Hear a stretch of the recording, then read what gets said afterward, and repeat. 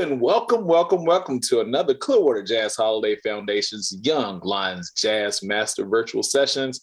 I am your host, Michael Knodel, and today's educator is none other than Alejandro Arenas, and the topic is thinking like a producer, making choices to better serve the music. I'm so excited to hear this. This is a breath of fresh air. We're getting some new content from Alejandro, and I know he's going to give us some great tips on thinking like a producer. So whether you're a producer today or, you play an instrument, you're a vocalist, or you just love music or love jazz, you're going to get a special treat today. So we're excited.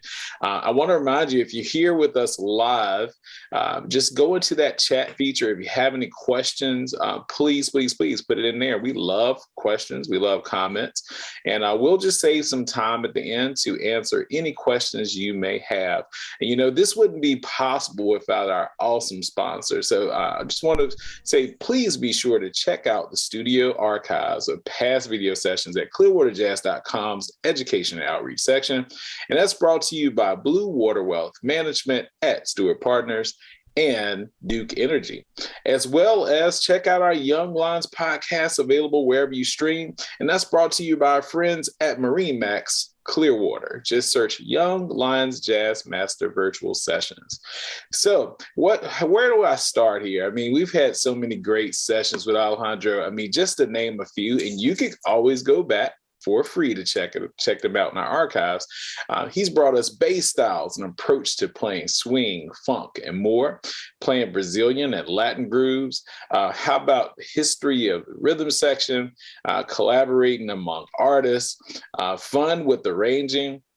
And he's also done so many of our What I Love About series, from Wilbur Ware and you name it.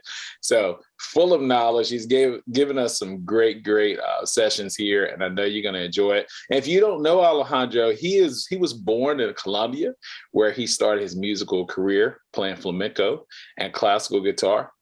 Also, he holds a bachelor's of music in jazz performance and a master's of music from the University of South Florida. Also, he attended high school in Gainesville, Florida. He's played all over. If you're here in Tampa Bay, I'm pretty sure you've seen him on the stage and beyond. In addition to being an adjunct professor for the Mirror program at St. Petersburg College, he's very active here in the Tampa Bay area, and he's part of that awesome award-winning group, La Lucha. So without any further ado, the stage is all yours, Alejandro. Thank you, Michael. So today I'm going to talk about thinking like a producer. Of course, most of us as musicians are not necessarily producers, but I want to talk a little bit about how producers think and, what they do. So let's start with that. I'm going to share a little PowerPoint here to add some visual aspect to this. So here it goes. All right. So thinking like a producer, making choices to better serve the music. So the whole concept of this presentation is to have an idea of what a producer does, how they think, and how does that help you make better choices to serve the music that you're playing. Of course, this applies to most of the time when we're talking about a producer, we're talking about producing records, albums, or, songs. And and I think it's mostly understood kind of more in a pop or rock or non-jazz context. But of course, there's been very, very good producers in jazz that kind of had a little bit of a different role, but I'll talk a little bit about that. So let's talk about, first of all, what does a producer do? So in the scope of this, we're going to think of a producer as somebody that kind of provides a set of neutral ears for the musicians. If you're in a recording session, it's easy to get stuck into thinking if a take is good or not. And I'll expand a little bit more on that. But basically a set of neutral ears is very important to have kind of an objective view of what it is that you're recording and all that. So by default, it's somebody that helps with the decision-making process. So, you can, as a band, you may finish a take and think, somebody may say like, oh, I made a mistake on this or something like that. And then the producer can say like, no, it sounded really good here in booth, or, so it can be very helpful to have that, like I said, neutral set of ears to really see if they notice something like that, or if those mistakes are really kind of a deal breaker in the sense of that. And it can be somebody that can help get the best out of the musicians in a session or in a band, or we're going to talk about it too from the perspective of a concert. There's concert producers as well that kind of put together shows. They're a little bit different, but we're talking about the producer as being somebody that has kind of a vision to create something, a big picture kind of thing of how you present something. So, we're going to focus, like I said, a little bit on the album perspective, but how that applies to performing live and how that applies to you as a musician. And, the role of the producer has really changed a lot throughout the years. It used to be the producers in the early days of recorded music were more kind of record executives. So they would go out and seek talent. A lot of them were songwriters, and they would kind of find somebody. And this actually still exists in that sense, where there's a producer that, you can think in pop music that they make beats or something, and then they pair up with somebody that writes the top line, which is the melody. And in pop music, you find like 5 people involved in the writing of one song. Because of that, it's kind of like there's one person specialized for specific things. But we're not gonna. We'll talk a little bit about that. But we're thinking of the producer, like I said, more as somebody that's making choices, or helping you make choices to make the music sound the best. So in this case, it can be somebody that can be minimally involved or become an essential part of the creative process. Like I said, some of the earlier producers were arrangers as well. Sometimes they would play on the records. So it's a role that's kind of, it's very, very wide ranging. So, but like I said, for the sake of this presentation, let's just see it as somebody that helps make choices, and get the best out of the musicians and make them sound the best, and most importantly, make whatever work you're working on, be it an album, be it a song, sound the best. So this kind of answers this question: why a producer? So expanding on this, musicians can be negatively biased, meaning we can get down on ourselves quite a bit. Or the opposite can happen too, where you can think that something sounded great and turns out you need somebody to tell you that it didn't sound that great. But most of the time, it can be something that you think a take is not good enough. So if you kind of leave it up to some musicians to kind of make those decisions, they may go on for 30 takes, and the first or second take ended up being the best. Or you're going to have somebody, like I mentioned earlier, somebody that's going to jump in and say like, oh, I made a mistake on that take, or I did this, I'd like to redo that. But then the producer is there to say like, no, this is okay. This is good enough for you. That first take was good. And in this sense, the producer can help keep the musicians at ease with themselves and each other. So, if you're in a studio and you're spending money paying for studio time, tensions, if you're not getting the take or something, it's easy to kind of, for tensions to start rising, and things to become an issue with each other. This happens with bands. This happens with things, and or somebody may be really in their own head about their own playing and not being able to perform at their best. So sometimes that producer can come in, calm that person down, and help them trust themselves to make the best choices. and they can also provide direction to a specific project, a specific song. Like I said, they can be involved with the arrangement, maybe not necessarily writing anything out, but suggesting, saying, hey, why don't you do, repeat an A section here, or bring the dynamics down in this section. So things like that. So of course, as musicians, if we're not in the recording studio and we're kind of doing our thing, mostly this happens live. Of course, you can self-produce something. You can have that same approach when you're doing a record, and we'll get a little bit deeper into what choices to make.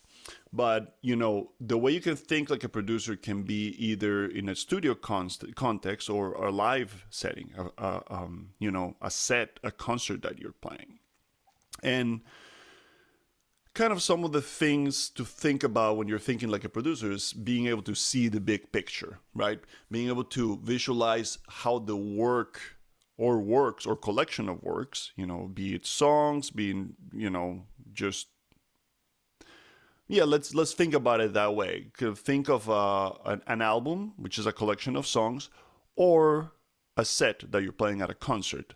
It's basically kind of the same idea.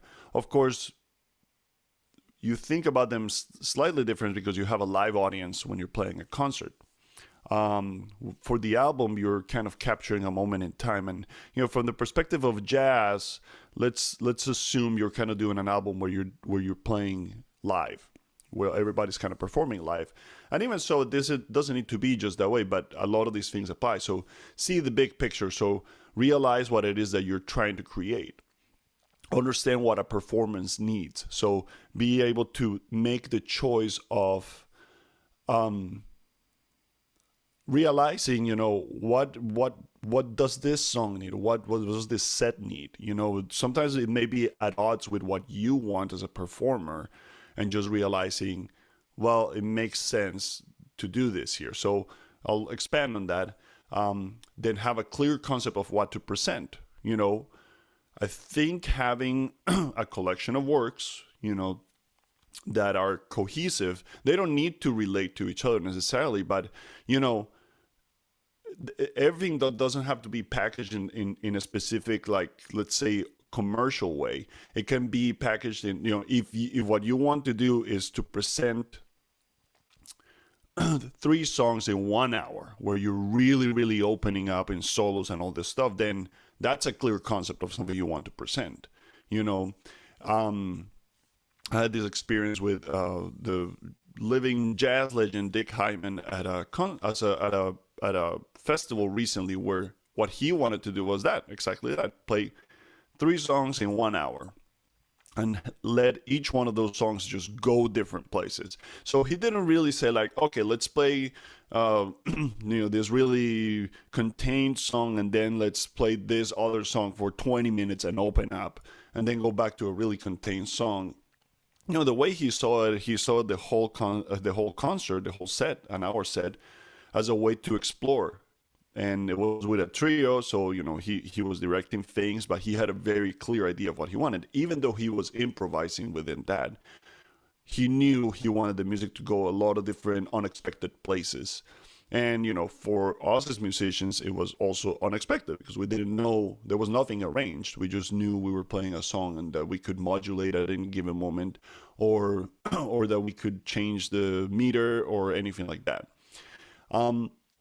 And by the same token, be aware of the role of the audience. This is a very important thing, because when we're performing for an audience, whether it's live or we're creating a record for our audience as a band, we have to be aware of what role they play. I don't mean necessarily pleasing them, because we have to have our own integrity as artists, and sometimes, that takes challenging the audience. And actually, let's talk about that. The live setting and the audience. So, playing live is easier in the sense that it's more organic. You have a live audience that is giving you something, is reacting to your music, whether it's positively or negatively, but they are reacting to the music in some sort of way, hopefully. So that's the question. when you are putting together a program, I think you always learn from your past experiences, whether you're playing with a different group or anything like that. And this goes on, this goes from thinking as a whole set and also thinking even within your own solo. If the spotlight's on you in a specific moment, these are things to be thinking about too. So think of what makes them excited. Sometimes what excites an audience is not as obvious. You can think like, okay, an up-tempo tune or like a high-energy tune, it make them excited, but, what if every song that you're playing is like that? At some point they're going to kind of, you tune out, which is the next point. What makes them tune out? Are you presenting too much of the same thing? What draws them in? So if you follow like a high-energy performance with a very quiet song, it doesn't have to be a ballad, but something that plays dynamically and draws them in, that's a great contrast, of course, being that it fits within what you're trying to offer. So I'll give you a personal example. At the Palladium Theater in downtown St. Pete, with my band La Lucha, we played, this was a few years back, but we had seen Tony Bennett do something live that we thought was really cool, which was that he was performing at Ruth Ecker Hall, which is a big hall, and he played a song where he played completely unamplified, no mic. The piano player played with him, but the piano wasn't amplified. So in a way, it was old school in the sense that he was filling this hole by singing by himself with the piano. And it was amazing. We thought it was a cool idea. So we said, like, well, why did we do that? So we were playing a bossa nova that featured me playing the melody on the bass. And I just unplugged from my amp, just moved to the front of the stage. Mark, our drummer, just played with brushes very quietly. And John, our pianist, also played very quietly. And it was really cool because, you could hear the audience breathing. And it really draw them in. And some people told us afterwards that was kind of the highlight of the show, which was kind of the opposite of what you would expect. Like sometimes you would think like, oh, you're giving them this high energy thing. Like, no, sometimes it's the opposite. It's that vulnerability of, being completely exposed, but very quietly. You're forcing them to listen to you. So, thinking of things like that, of how to have some variety and draw your audience in, is a very important thing. Also, are they being challenged? Like I mentioned earlier, are you just giving them some vanilla ice cream the whole way through? They know what they got from the first song until the last song, and that's it. There's some people that feel comfortable with that. There's some other people that want to be challenged in some sort of way. And this kind of ties in with the next point, which is, are you being honest? And what I mean by that is that you should be able to be fully committed to what it is that you're trying to present an audience, because that commitment shows. The audience may not be able to know if you're playing the wrong note, or if you've been transcribing Coltrane or anything like that. What they know is that if you're presenting an honest version of your music, or whoever's music you're playing. Sometimes it takes, I compare this to acting in a sense. If you're being hired to be part of a show and you're playing somebody else's music, and it may be music that you may not be entirely connected to, is not your first passion or your first thing, but you are playing a role at that moment. You are playing that. You are being hired to present this music in the best possible way, and you have to find a way to connect to it, whether it's, I don't know, playing this movie in your head that you are playing a jazz club in New York in the 1940s, or a place in New Orleans, early New Orleans, and things like that. I think it helps to kind of be able to be flexible in that sense. So honesty, I think it's something that comes across very clearly for an audience. It's something they can really latch onto, whether they even understand the music or not. So let's talk a little bit about programming music. This kind of goes along with the same idea of, okay, as performers, again, this is why it's thinking like a producer, thinking like you're putting together this thing, you're producing this show or this album. And then you have to consider these things, because as musicians, it's very easy to sometimes to just say like, okay, let's play this tune. Have you met Miss Jones? 1, 2, 1, and that's it. There's no, you can just fall into this trickery in a sense of jazz, and that's kind of one of the things too that it's and not only jazz, but in any style of music, you can fall into a rut. You can be like, okay, just going through the motions and not be aware that you may be boring the audience, or you may not be presenting your best. So, some things to think about when you're programming a set is, are there too many songs in the same key? A little bit of variety helps in terms of keys and minor keys versus major keys, or having very similar chord progressions too. In jazz standards, there's a lot of progressions that tend to sound the same. So if you're playing a bunch of like, are there too many songs in the same tempo? If you're playing a bunch of medium swing tunes from like about the same era, people are going to start tuning out, possibly. If you play one after the other like that, it's very possible people are just going to think you're background music, unfortunately. And we're also talking about modern audiences. Within jazz, we also have audiences that are older, that grew up in a different era of live music, and they have different etiquette for that. But we're also dealing with a world that moves faster, and people kind of tend to lose focus a lot quicker, especially if you're in a noisy environment or anything like that. So are there too many songs in the same style? People, if people are going for a show of like early New Orleans music, then that's it. That's what you're offering, but kind of be aware of that. What is it that you're offering? Goes back to having a concept. Are there too many solos? That can be an issue. I think, a lot of the times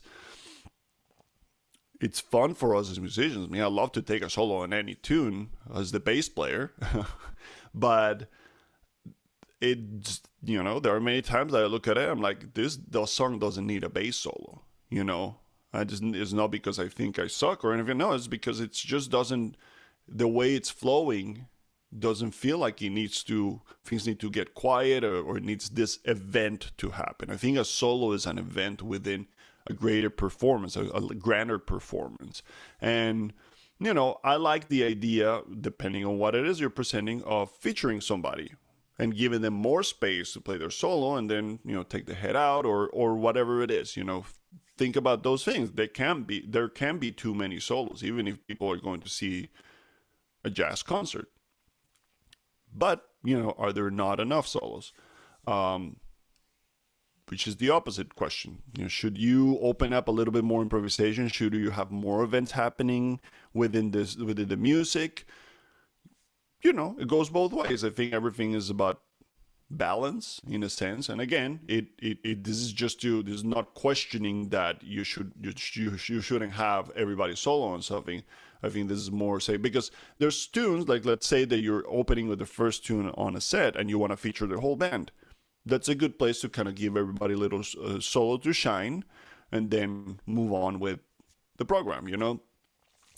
Is there too much space between songs? This can be an issue, because you may lose the audience if there's too much space. If everybody's like out there looking for the charts or whatever it is, that can be an issue. So think of how, sometimes you can even plan to go from one song to the other if things work that way. You can work, I don't know, a drum solo in between at the end that can open up and then set up a new groove, or some stuff like that you can think of. Like I said, you're kind of thinking more like an arranger in the moment. But again, that's kind of what a producer does too. Are you giving space for the audience to breathe? So are you giving them a moment to recover as well? Space between songs is not necessarily a bad thing. You kind of have to like play with it. It's like in comedy, you know, say timing is everything.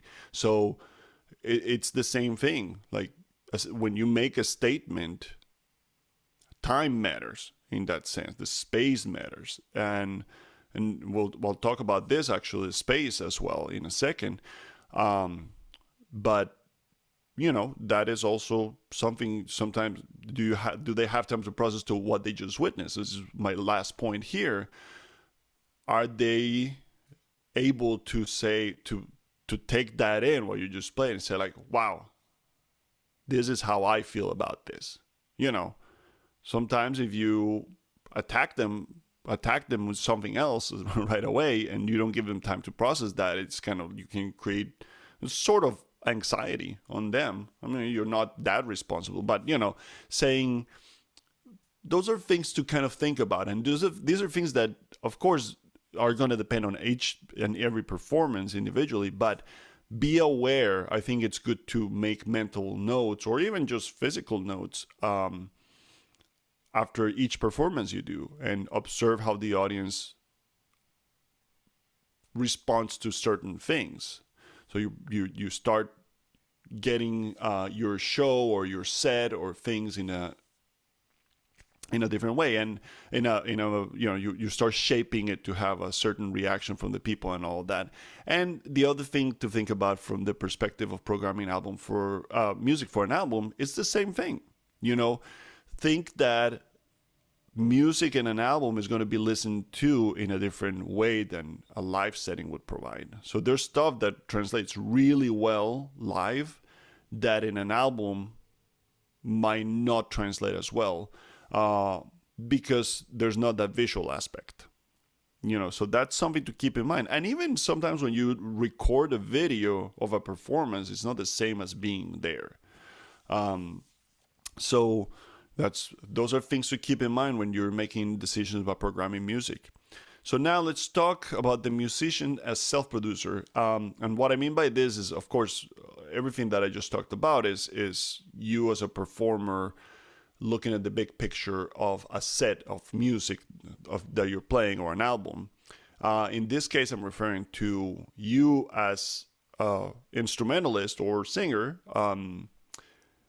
in a band or in a performance. What is your responsibility? What is it that how can you think like a producer when you are playing, right?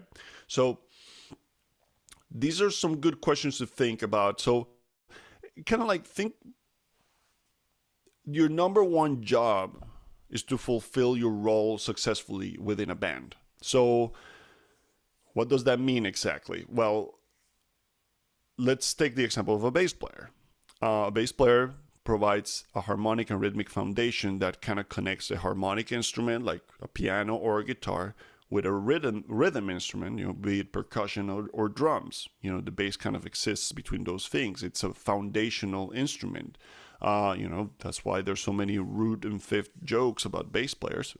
But that is kind of what the bass player does first and foremost. But that doesn't mean it has to be limited to that. You know, the bass is a melodic instrument that offers a different timbre to interact. So, and this applies to any instrument really. So let's ask ourselves some of these questions. So does every space need to be filled? You know, space is very important because I hate to use this term, but like the whole, you know, thing, saying that less is more, it's kind of referring to that. Is the less you do, the more meaningful it is when you do something. So having that space, and you know, if you don't leave any space in a song, if every moment that there's a space within the melody is being filled by somebody with something that pops out, then it loses its charm in a way, or the impact that it can have. So sometimes just letting a note sit there with sustaining sound is really nice, you know. So those are things that you can think about, whether you're crafting a bass line or whether you're a horn player filling between a singer singing a melody. Same thing for a piano player. So by the same token, does the music need more space? Because sometimes the piece that you may be playing may not require that space. So you're kind of asking yourself the question from both sides is important. Another thing is, am I stepping on someone else's toes? So basically all of this is based around you listening to the rest of the band more intently than listening to yourself. That's essential. There's people that actually percentage, I think it was John Clayton or Rufus Reed that said, you should be listening, 75% of your listening should be focused on the rest of the band and not yourself. That means that 25% is listening to yourself. Because of course you need to listen for intonation, you need to listen for, if you're a bass player or horn player, you need to listen for, what you're doing as well. But you need to be able to be aware of what role you're playing within the entire band, right? If you're just focused on yourself, then you're just in that. So this is where am I stepping on someone else's toes, or is someone else stepping on my toes? And what do I do about it? So, in that case, do you want to force your way? If it's your solo and somebody, let's say a piano player is comping too much, what do you do?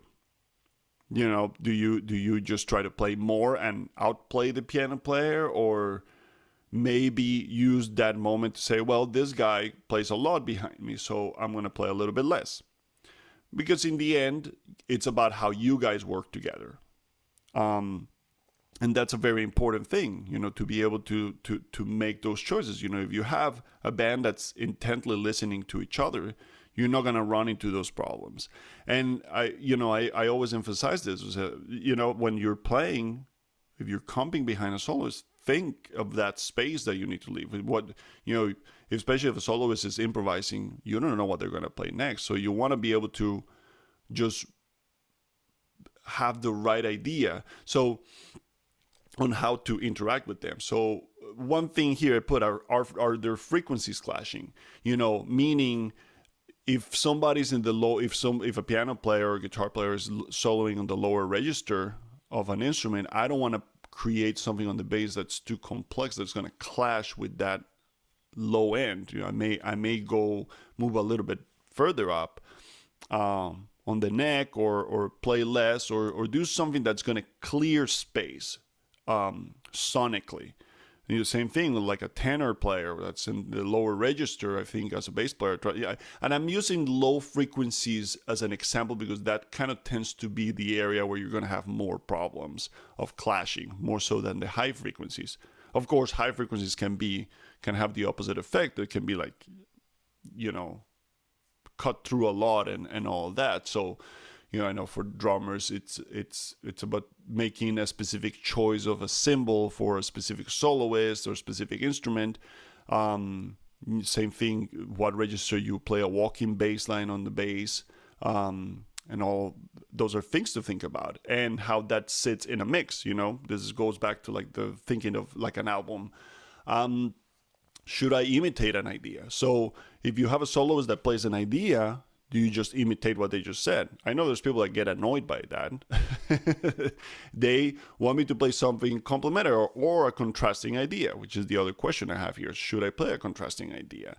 If somebody plays, something rhythmically, something very clear rhythmically that kind of pops out, should you imitate that, or should you just let it sit? Or you can play a contrasting idea. If somebody's getting really rhythmic, you can do the opposite and play a contrasting thing where you leave more space. You play longer notes. And that way, that idea kind of has its own place to live there. And of course, there's more than one musician in a band, so it's not just about how you react. Like, if I hear like the drummer and the sax player are really getting into like a rhythmic interaction, and the piano player too, I'll try to stay out of it, to kind of hold things down. I'll play a contrasting thing. In a sense, I'm not really playing an idea per se, or I'm just kind of doing my thing, but I'm not taking part of that interaction necessarily.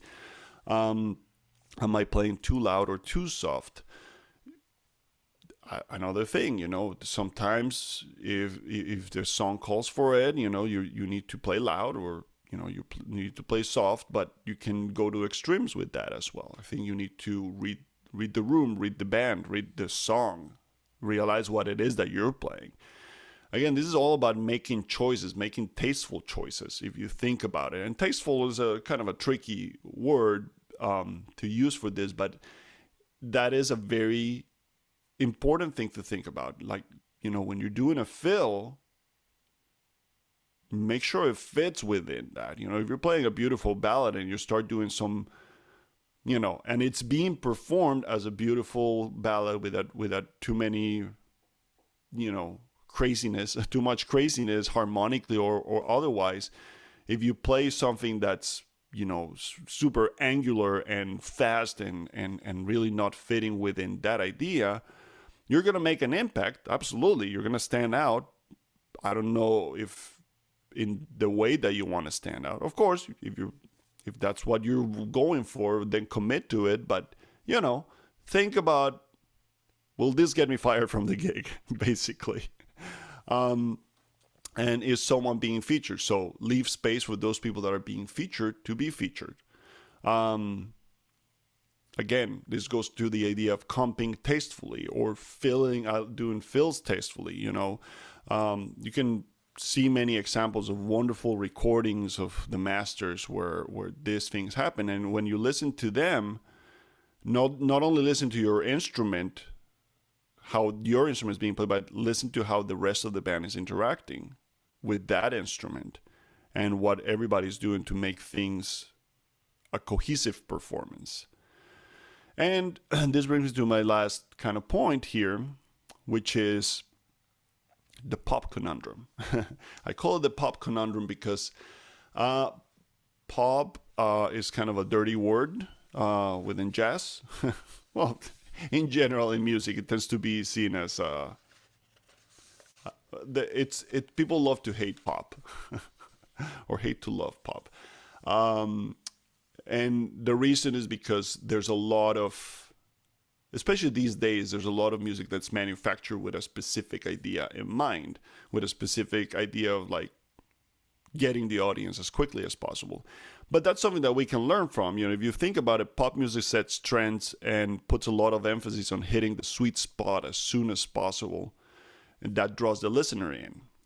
Now, unfortunately, because of this, because there isn't always a good development necessarily, or an artistic development from the perspective. It's kind of following trends that work in a certain moment in time. A lot of the times, the music might not be as deep as we, as jazz musicians or artists in general, would like it to be. That's why I think there's so much kind of hatred towards pop and not seeing it as a, I think a lot of people tend to see it as not a legitimate art form in a sense, which is not true at all. It just works in different ways. But I think there's things that we can learn from as jazz musicians and improvisational musicians. There's a lot of stuff that we can learn from that. First of all, the hook placement. Hook placement is what hooks you in, right? And where it is in the song, where it happens, how it happens. I think that's important. Every great song has a hook of some sort. It has a part that you can sing along to. Even jazz standards written, that we're not supposed to have like a sing-along chorus per se, have very beautiful parts of the melody that people recognize. And that's why they are still around, those songs, after being written many, 80, 90 years ago, they still survive because of that, because they're great. It's great music. It's very, very well written music. And there's pop music that's brilliantly written too. Contrast, so the contrast is the same thing. I mean, you can just think of like, I don't know, think of how to present an idea. This goes along with the idea of space.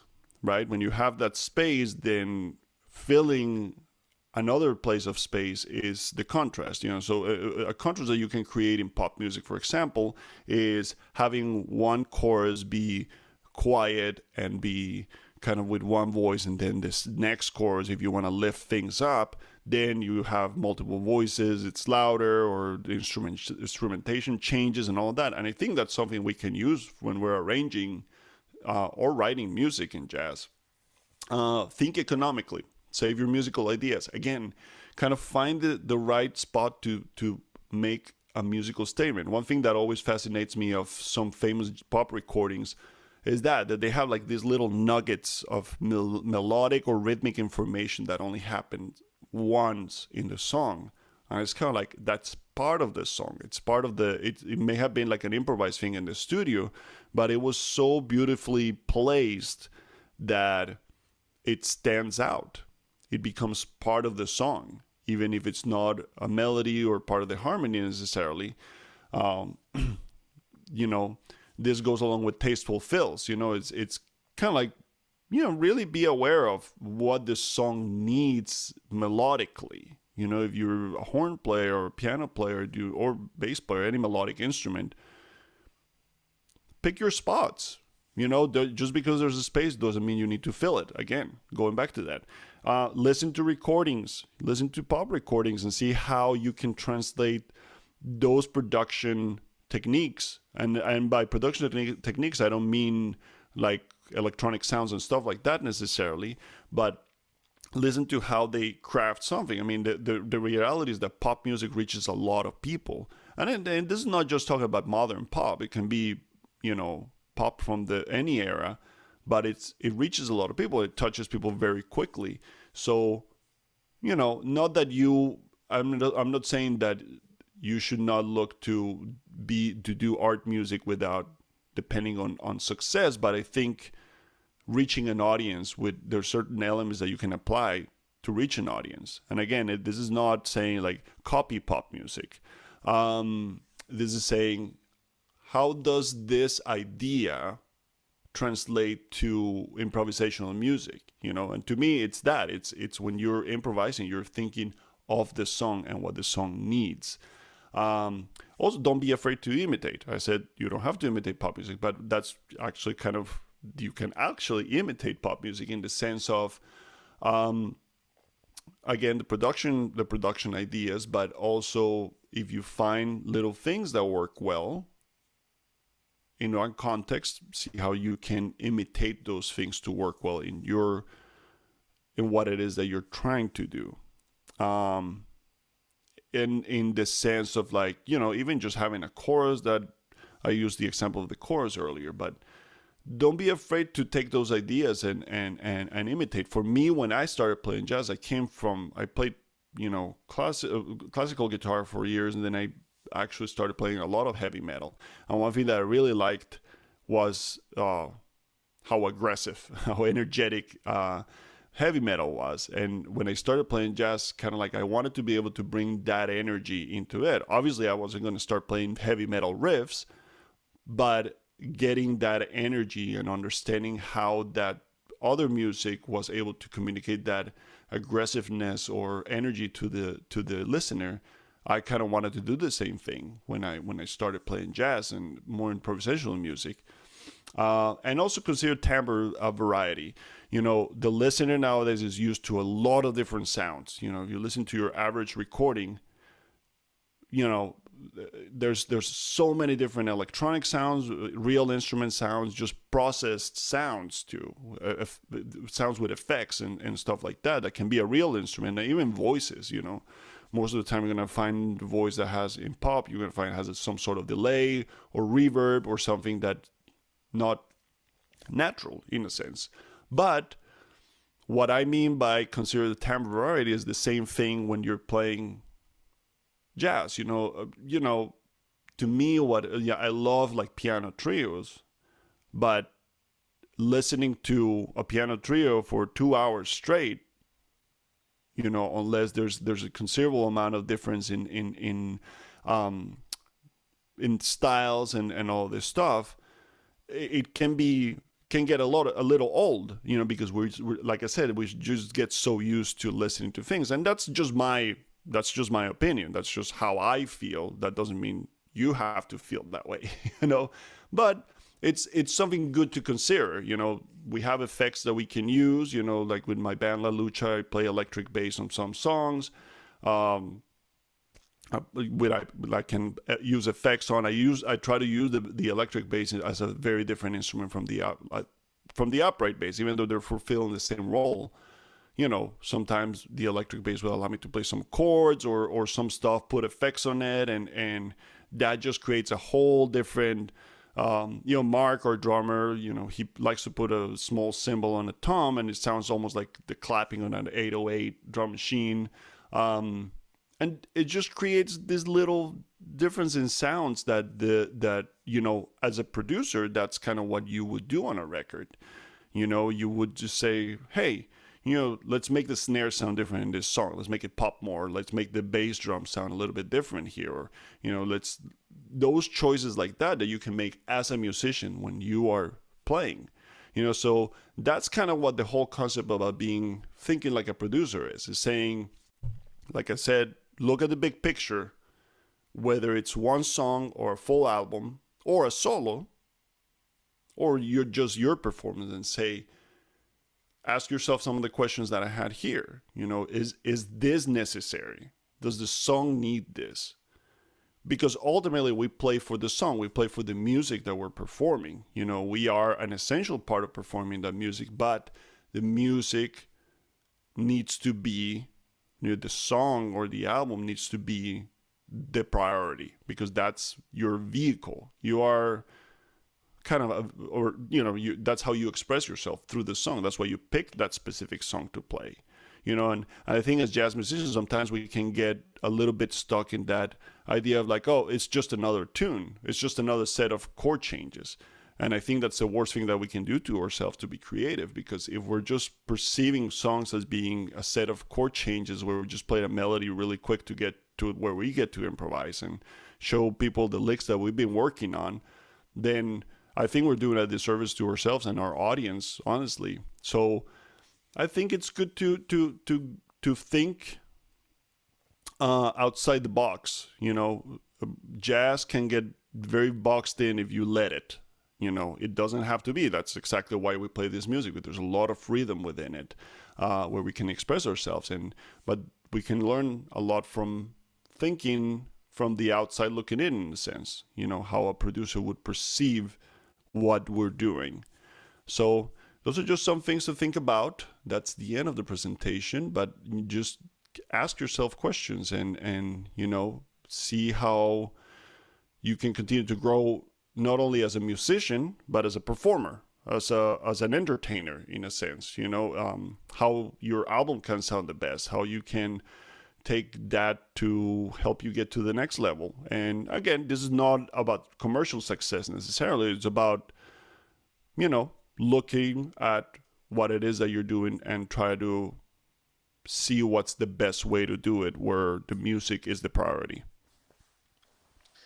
Well, Alejandro, that was an awesome presentation. I love how you challenge us to think out the box. Sometimes with this music, we are in somewhat of a box, and, we don't want to reinvent the wheel. But there's so many ways to look at this music. And like you said, as a producer, just check out the different angles. And I think we can all benefit from just taking back and just listening to what you said. So awesome presentation. So I challenge everyone out here listening to us. There's so many options that we offer here at Clearwater Jazz. I mean, what if you want to learn more about improvisation or dig into this session later? You can go into our archives, which are free. Go to clearwaterjazz.com/education, and you can watch awesome sessions like you heard today. Share it with your friends. Maybe it's other students in your class that want to be a producer or need to kind of rethink things when it comes to structuring their songs and, just think out the box. So use this as a tool, and it's here for you. And guess what? We love hearing from all our listeners, or maybe you have a suggestion, or you want to just tell us how awesome Alejandro is. You can always just email us at info@clearwaterjazz.com. We love hearing from our listeners, and we would love if you would share this and continue because we love jazz, this music we call jazz. So until next time, I'm your host, Michael Kernodle. This has been Alejandro, and keep swinging, everybody, and keep sharing, and have an awesome day. We'll see you on the next one. Bye-bye.